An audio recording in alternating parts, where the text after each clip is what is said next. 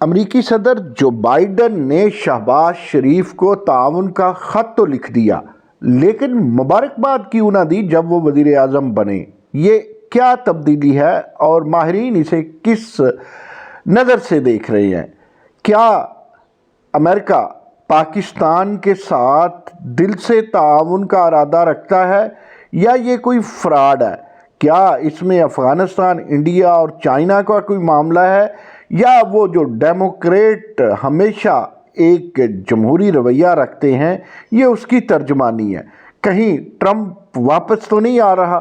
Trump کی واپسی عمران خان کے لیے امداد کے دریچے کھولے گی یا نہیں کھولے گی؟ یہ ہے آج کا ٹاپک۔ ناظرین اکرام، میں ہوں نعیم مسعود اور آج ایک خوشگوار سیاسی بات کے ساتھ گفتگو کو آگے بڑھاتے ہیں کہ صدر جو بائیڈن نے وزیر اعظم شہباز شریف کو خط لکھ دیا۔ یہ وہ صدر جو بائیڈن ہے جو گریزاں رہے سابق وزیر اعظم عمران خان سے گفت و شنید میں یا تعلق میں ایک قسم کا ایوان صدر کی جانب سے یعنی امریکہ کی جانب سے قطع تعلق تھا وزیر اعظم پاکستان جب وزیر اعظم عمران خان تھے۔ لیکن اب کون سا ایسا معاملہ سامنے آیا ہے کہ صدر جو بائیڈن، جس نے باقاعدہ مبارکباد تو نہیں دی وزیر اعظم بننے کی شہباز شریف کو، لیکن تعاون کا خط لکھ ڈالا اور اس خط میں واضح کہا کہ جناب ہم پاکستان کے ساتھ ایجوکیشن میں، ہیلتھ میں اور دیگر معاملات میں تعاون کرنے کے لیے تیار ہیں اور پاکستان کی استقامت کے لیے دعا گو ہیں۔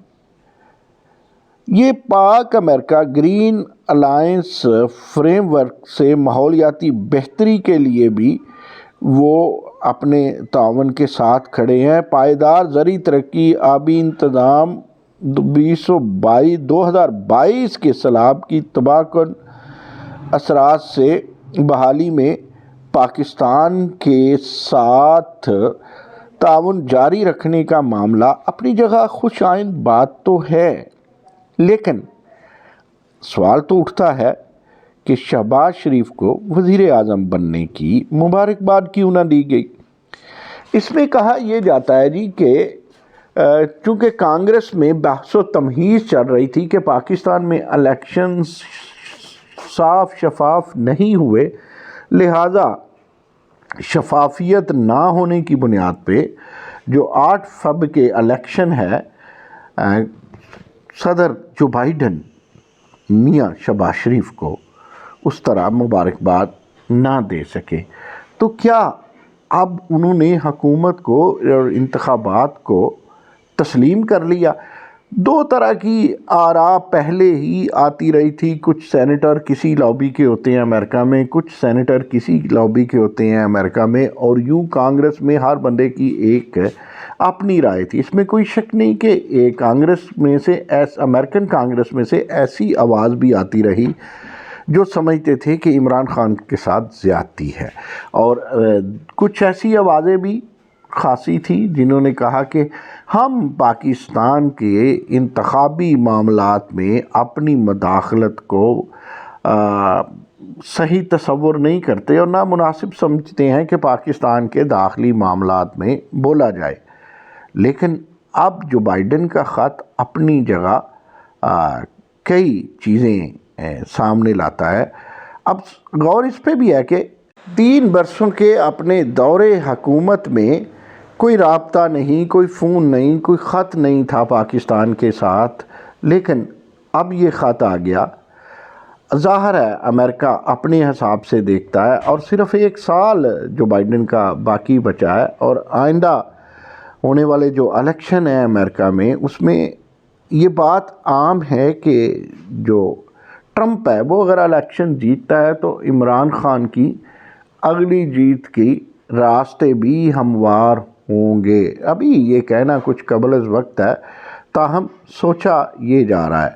اب اس تعاون میں کیا پاکستان کے ساتھ ایسا معاملہ تو نہیں آئے گا کہ امریکہ پاکستان پر دباؤ بڑھائے کہ سی پیک کو کلوز کریں یا ایران کے ساتھ محبت کی بڑھتی ہوئی پینگوں کو ختم کیا جائے، روس کے ساتھ تعلق جو ہیں وہ بیک گیئر لگا دیا جائے، بھارت کے ساتھ معاملے کو اور انداز میں دیکھا جائے، تو یہ ساری معاملے پھر افغانستان کا معاملہ ہے کہ افغانستان میں آج تک یہ عالمی سطح پہ بحث رہتی ہے کہ جیت افغانستان کی ہوئی یا افغان کی ہوئی یا امریکن کی ہوئی۔ ان سب باتوں کی ایک الگ کہانی ہے، لیکن اس وقت ضرورت اس امر کی ہے کہ اس خط کو بہرحال سفارتی آداب کے مطابق لیا جائے گا، جائے کہ سفارتی آداب کے برعکس وزیر اعظم شہباز شریف کو مبارکباد کا خط لکھا گیا، نہ مبارکباد کا جو بائیڈن کی طرف سے فون کیا گیا۔ بہرحال چند دنوں تک یہ بات واضح ہو جائے گی۔ سفیر جو امریکہ کا ہے اس کے چکر اور کیبنٹ سے ملاقاتیں بھی عام ہو چکی ہیں۔ اب اس سے شہباز حکومت ایک کریڈٹ تو لے گی کہ امریکہ نے اس حکومت کے ساتھ بلکہ پاکستان کے ساتھ 3-4 سال کے بعد ایک اچھی روایت کا آغاز کیا اور تعاون کی پیشکش کی گئی۔ پاکستان 2022 کے سیلابوں کی وجہ سے، پھر تیل کی بڑھتی قیمتوں کی وجہ سے، پھر اسی طرح ڈالر کی اوپر جاتی قیمتوں کی وجہ سے، IMF کی لٹکتی تلوار کی وجہ سے اس کا عام آدمی بہت پریشان ہے، اور معاشی حالات نہ صرف عام آدمی کے، پاکستان کے بہت برے ہیں۔ ان حالات سے نکلنے کے لیے نئے وزیر خارجہ اسحاق ڈار کس طرح ہتھیلی پہ سرسوں جمائیں گے، یہ آنے والا وقت بتائے گا، لیکن ابھی بھی حالات مشکل ہیں۔ کہہ سکتے ہیں کہ اندھیرے میں ایک جگنو کی روشنی صحیح، لیکن خارجی سطح پر دیکھنا پڑا ہے تو یہ قابل تحسین عمل ہے، اور یہ حکومت مبارکباد کی مستحق ہے کہ آخر خط تو آیا۔